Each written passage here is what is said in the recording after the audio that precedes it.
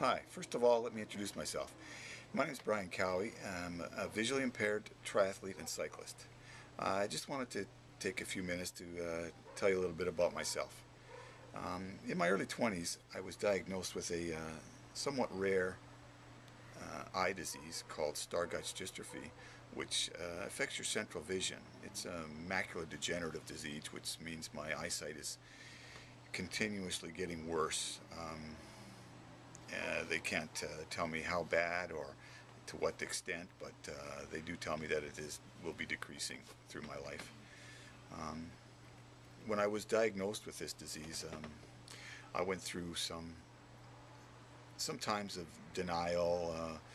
I went through the why me syndrome for a while. Looking back on those years, I also think that I went through a little bit of a self-destructive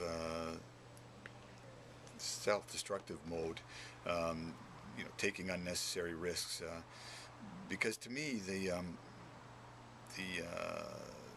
thought of losing my eyesight was almost like a death sentence to me, and I didn't really care.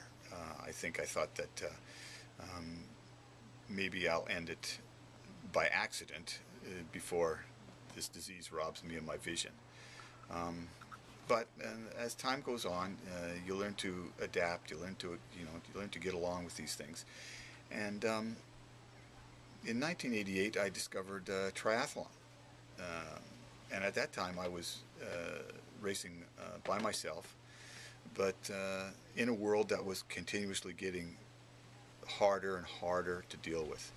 And I knew as I went through the years that eventually my diminishing eyesight would take this sport away from me too.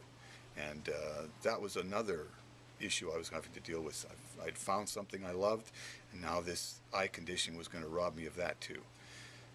But during those years, I competed in 10 Ironman competitions, numerous marathons, dozens and dozens of triathlons as an able-bodied, sighted competitor.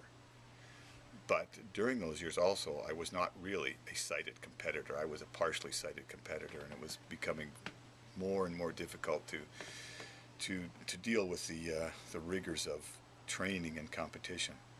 In 1996, I discovered by accident the Paralympic movement, and found that this was another avenue that I could follow, that I could compete on a level playing field with other athletes who were also suffering from a vision deficiency.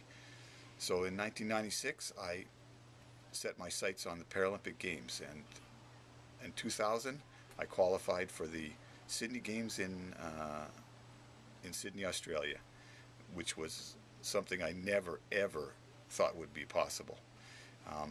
And I was thrilled to be able to represent Canada at a Paralympic Games. It turned out that as things went on, I managed to qualify for 2004 in Athens and also 2008 in Beijing, again in cycling.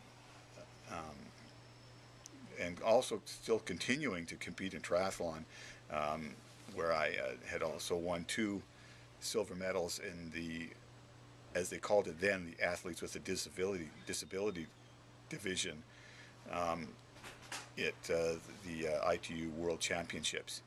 In the past year, the International Paralympic Committee and ITU, the International Triathlon Union, have gotten together, and now triathlon is a full sport in the Paralympics. In Rio 2016, paratriathlon will be competed as a full sport in the Games.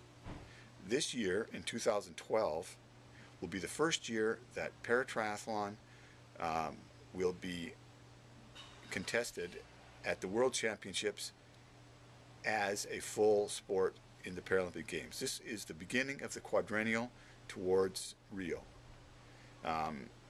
It's important to me to be competing in paratriathlon at this time, in its infancy as a Paralympic sport, because I want to be able to help all those other athletes that are coming behind me in their quest to represent Canada at the Paralympics or any other level that they want to work their way towards, whether it be recreational or the high performance level.